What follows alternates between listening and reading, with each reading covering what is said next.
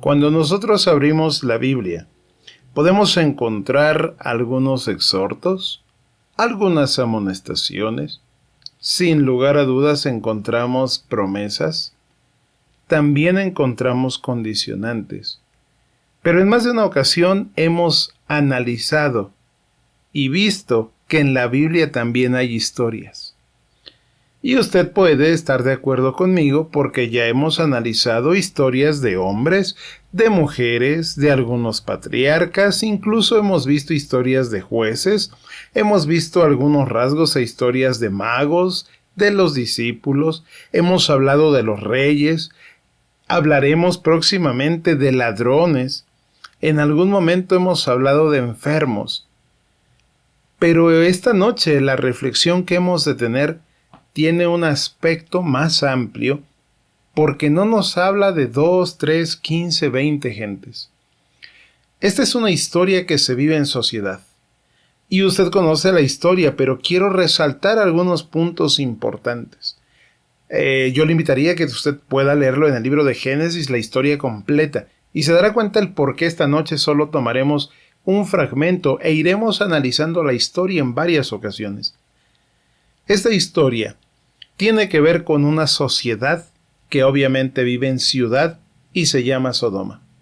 Génesis 13:13, por ejemplo, dice: «Y los hombres de Sodoma eran malos y pecadores contra el Señor en gran manera».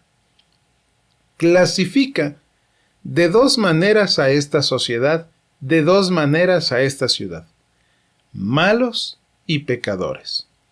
Pero enfoca que esta rebelión es contra Dios. Ya ni preguntamos contra los seres humanos. Pero el libro de Isaías, capítulo 3, verso 9 dice: «La expresión de su rostro testifica contra ellos, y como Sodoma publican su pecado. No lo encubren. ¡Ay de ellos! Porque han traído mal sobre sí mismos». ¿Saben, mis estimados? El ser humano no fue creado para vivir solo. Por eso es que nos gusta estar en compañía, en sociedad, en familia, en amigos. Sin embargo, mis estimados, la tendencia social también nos puede llevar por algunas decisiones que en ningún momento hemos llegado tal vez a pensar. Este aspecto de Sodoma y Gomorra quiero hacerlo un poquito más amplio. Miren, esta ciudad está relacionada con la mayordomía y muchas veces nos hemos equivocado pensando que la mayordomía solamente tiene que ver con dinero. Yo le invitaría a que usted pueda leer rápidamente la parábola. Un amo dice a 3 de sus siervos: «Mira, te dejo una moneda, a ti te dejo 2, a ti te dejo 5». Y al cabo del tiempo el amo regresa y el que recibió 5 le dice: «Mira, me diste 5 y aquí te doy otras 5». Multiplicó sus bienes. «A mí me diste 2, te doy otras 2, multiplicó sus bienes. «Híjole, a mí me diste una y me dio miedo, mejor la enterré y aquí está intacta». Mayordomía, mis estimados, pero no necesariamente con finanzas. Esta ciudad, esta sociedad, hay una relación estrecha con la mayordomía y quisiera que usted ampliara su pensamiento con lo que vamos a analizar esta noche. En primer lugar, quiero decirle que esta ciudad, para rebelarse en pecado y en maldad contra Dios, quiere decir que era una ciudad que tenía un nivel terrible de pecado. No solamente era mala, a veces le ponemos el re para hacer entenderlo. Era re mala esta ciudad, esta sociedad. Y quiero decirle que el pecado no es algo espontáneo, que ¡ay, no lo pensé y ya pequé! Mis estimados, el pecado debemos tener bien presente que es algo que dejamos cohabitar, lo acariciamos, lo tenemos en la mente y tarde o temprano lo llevamos a la práctica. Es decir, esta sociedad primero lo pensó y después actuó, pero lo fue haciendo paulatinamente hasta que el pecado se convirtió en un terrible pecado. Hoy en día usted y yo vivimos en una sociedad que tiene muchísimo dinero, porque la mayordomía también abarca el dinero, aunque decimos que no es todo, pero lo abarca. Si usted llega a tener dudas, porque hay quien a veces dice, ¿cómo vamos a tener mucho dinero si yo salgo a la calle y miro muchas necesidades? Bueno, mis estimados, estamos hablando de una historia y de un parámetro bíblico. Para que usted pueda hacer un análisis, por ejemplo, aquí en México, donde vivimos, lleve su mente a la historia. ¿Cómo era México hace 100 años? Y respóndame, ¿será que hace 100 años México era más pobre y ahora es más rico? ¿O podríamos decir que tenemos las mismas condiciones? Para darle un dato, por ejemplo, de referencia, hace 100 años, del 70 al 80% las personas eran analfabetas. Algunos de sus salarios únicamente eran para cubrir los alimentos, la ropa y el calzado extremadamente básico. Así que, con esto yo quisiera decirle, si usted lee la historia, podrá estar de acuerdo conmigo que México es más rico que hace 100 años. Estamos viviendo en una sociedad que tiene más adquisición, más dinero. Y si recuerda que si no estudiamos, si no sabemos de dónde venimos, no vamos a entender hacia dónde vamos. En este parámetro, por usar un ejemplo en nuestro país, debe usted comprender que cuando se genera una riqueza, la sociedad tiene repercusión, tiene efectos, tiene comportamientos. Por ejemplo, los estudiosos dicen que una nación que tiene riqueza tiene insatisfacción y esto genera frustración. ¿Cómo es así? Si tiene más y ahora vive insatisfecho y frustrado. Mis estimados, entre más se desarrolla una nación, más frustración. Cuando usted se mete a los estudios que se tienen en estadística, va a encontrar que los países tercermundistas de tercer mundo viven más felices que los de primer mundo. No estoy hablando de adquisición, sino de felicidad. ¿Por qué? Hay gente a la que absolutamente nada le tiene feliz. Puede estar con la familia y no es feliz, los amigos y no es feliz, propiedades y no es feliz, con nada es feliz. Esto, mis estimados, nos dice por algunos escritores que hemos llegado a la vida del sentimiento, donde ahora yo ya no es lo que tengo, sino lo que siento. Porque puedo tener muchísimo, pero siento que no tengo nada. Y entonces esto crea decepción. Y no me dejará mentir, mis estimados, vivimos en una sociedad con una decepción tremenda. Nos han decepcionado tanto todos, que por eso ya no creemos en nada. Vamos perdiendo ideales. La familia, el matrimonio, el ser empresario, el tener una profesión, cuestiones que cada día, debido a las decepciones que tenemos, hay quien mejor prefiere botar todo eso y creer más en un equipo deportivo. Y ahí focaliza todo su enfoque, su euforia, su emoción, su inversión. Y póngale usted la gama que conocemos socialmente hacia dónde se dirigen, porque todos buscamos y decepcionados no encontramos.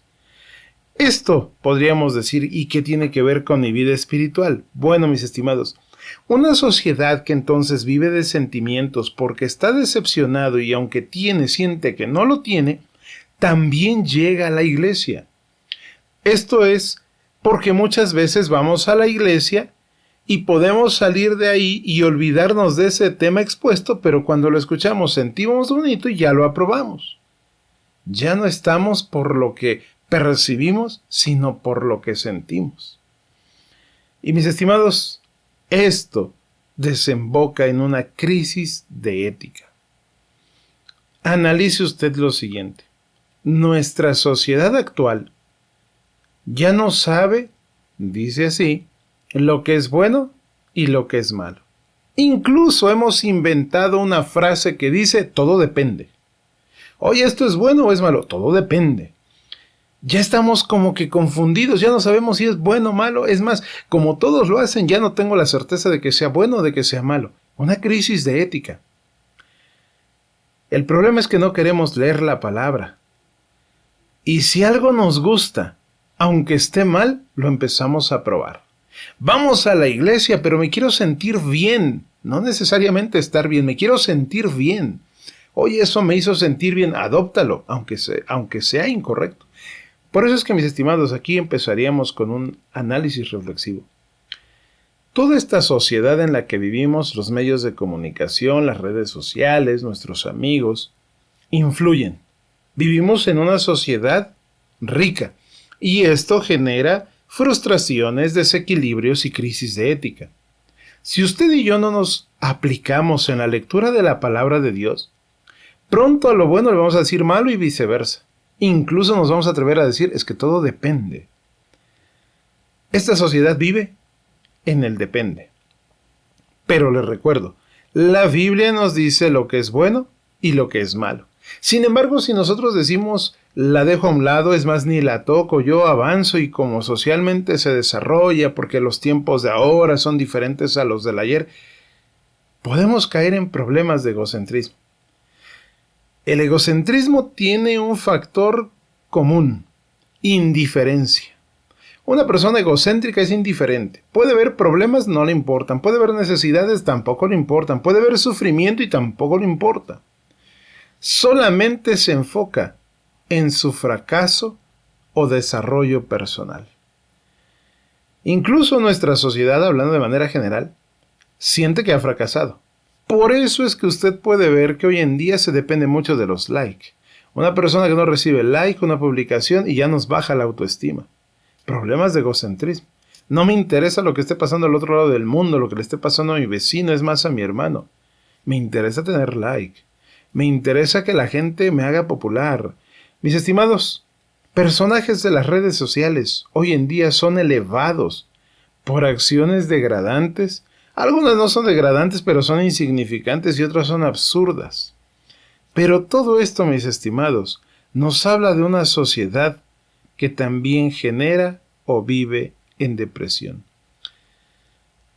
Si usted alza la vista, se dará cuenta que Israel está en guerra con Palestina, que Rusia está en guerra con Ucrania. Algunos tienen miedo, otros están desconcertados por qué está pasando esto. Algunos simplemente dicen, no me importa lo que suceda, no es mi familia, no es mi país, que pase lo que tenga que pasar. Una sociedad que a veces ya no cree en nada. Solo pensamos en nosotros mismos, el individualismo. Fíjese que uno de los mayores ataques a la institución que Dios puso desde el Edén, llamada matrimonio, se está desmoronando. Y pocas personas enfocadas en sostener, en ayudar, en promover esta institución divina. Hoy en día es bien difícil estar casado. No tiene usted que preguntarle a especialistas, pregúntele a las personas que le rodean. Porque la mayoría pensamos y decimos, es que me he de casar, me caso para ser feliz. Y mis estimados, cuando la realidad no suele ser como la esperábamos, ya llevamos un predesequilibrio, pues lo terminamos de completar y ese desequilibrio psicológico nos hace desmoronar esa institución divina. Incluso también vivimos en un mundo donde el hombre ya se ha vuelto más light, hablando del género humano, para que usted pueda ampliar este factor. Y esto, mis estimados, cuando hay problemas, se genera entonces algo que nosotros podemos llamar consumismo. Se fractura mi familia, está ausente papá, está ausente mamá, están ausentes los hijos. Y entonces la sociedad nos ha dicho, mira, para poder compensar esa necesidad, ese sentir, compra esto, compra aquello, y entonces tratamos de cubrir esa necesidad que fue instituida por Dios por el consumismo social. Con esto, mis estimados, entonces yo quisiera que ustedes pudieran analizar lo siguiente. Las necesidades psicológicas es de que usted ya compró, pero no se siente satisfecho, lo que decíamos. Principalmente los jóvenes, por ejemplo, la experiencia se vuelve estrambótica. Ahora no quiero pensar en el futuro porque me da ansiedad, solo quiero pensar en el momento. Vivir lo que se pueda, aunque sea peligroso. Pero mis estimados, quien no lee, no dude que corre este peligro de creer y obedecer a todo lo que acabamos de mencionar socialmente hablando. Vivimos en una sociedad, para terminarlo, que hoy en día a la industria de la moda llamada vestuario le rinde bastante recurso. pero es para satisfacer nuestro sentir.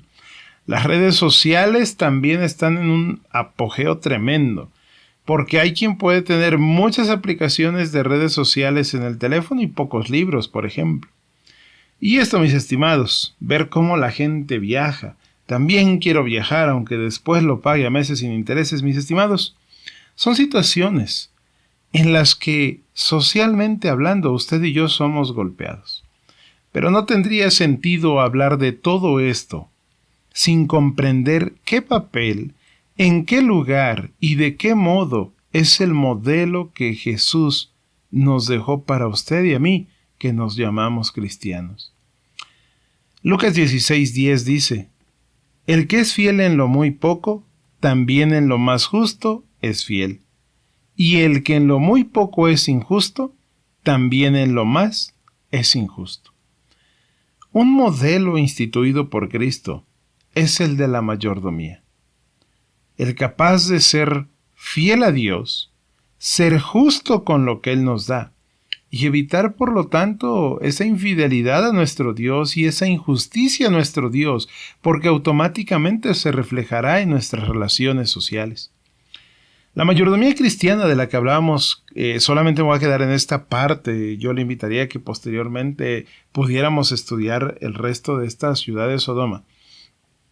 Sin embargo, mis estimados, 4 tópicos importantes en la mayordomía cristiana. ¿Qué hizo que esa ciudad se convirtiera en una sociedad terrible, en una ciudad terrible, con estragos, efectos y consecuencias tristes? Sabe, la mayordomía cristiana tiene 4 factores importantes, 4 tópicos. Los 4 empiezan con T, así que usted los puede grabar. Tiempo, tesoros, templo y talentos. Vuelvo a repetirlo. Tiempo, tesoros, templo y talentos. Dios le dijo a sus siervos: mira, te voy a dar el tiempo. Esta noche yo quisiera que usted, aplicándolo a nuestra vida, pudiera contestar: ¿qué hace con su tiempo?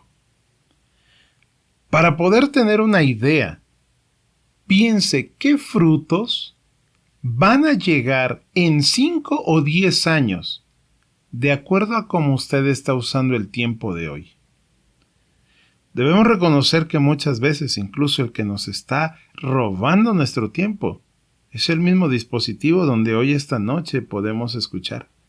Y no es culpa del dispositivo, sino de no controlar nuestro tiempo. ¿Cómo puedo saber si yo estoy controlando mi tiempo?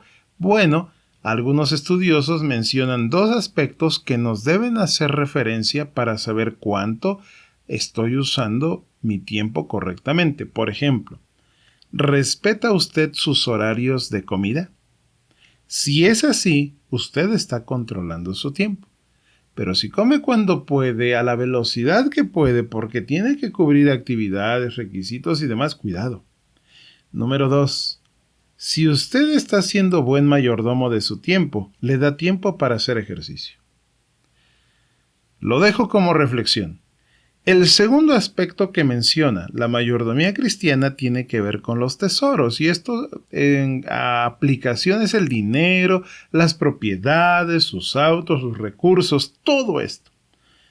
¿Cómo saber si mi mayordomía está yendo de la mejor manera? Porque el problema de Sodoma estaba en la mayordomía.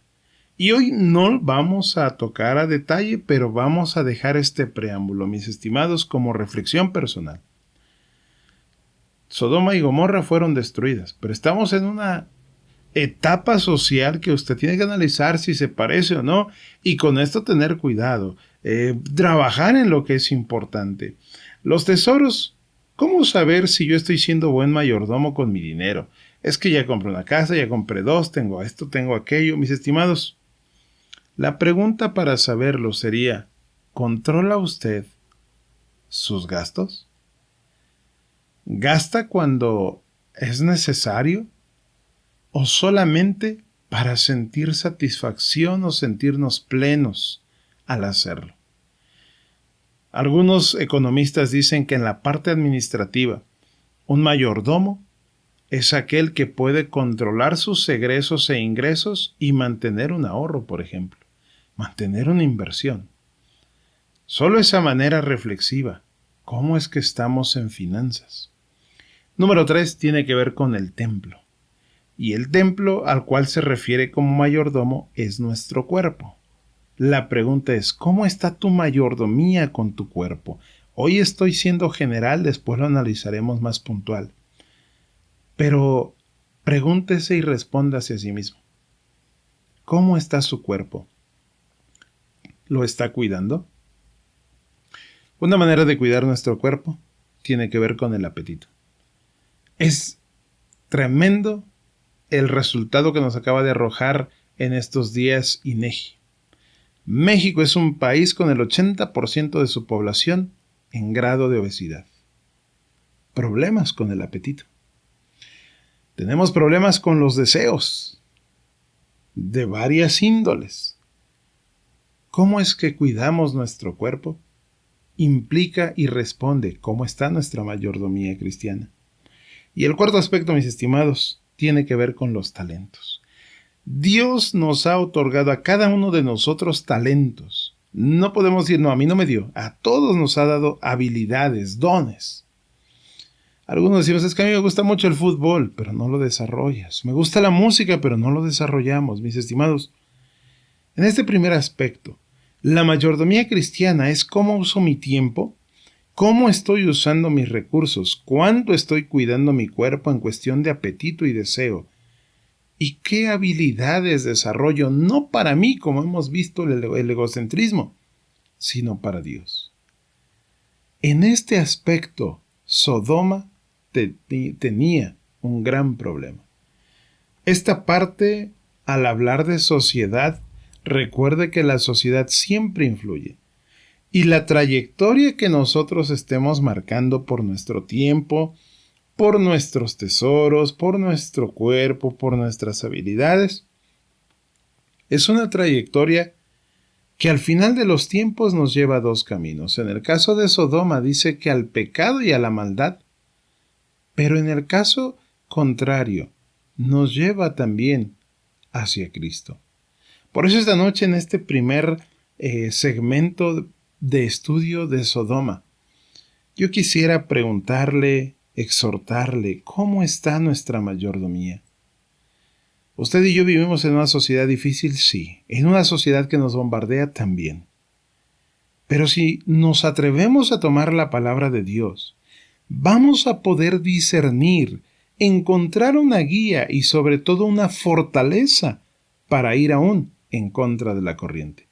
Por eso esta noche les agradezco que nos hayan sintonizado, le felicito y le exhorto para que a lo largo de la semana también usted se tome el tiempo de aprender, de repasar si es necesario y de compartir más de la palabra de nuestro Dios. Gracias por habernos escuchado y que el Señor les bendiga.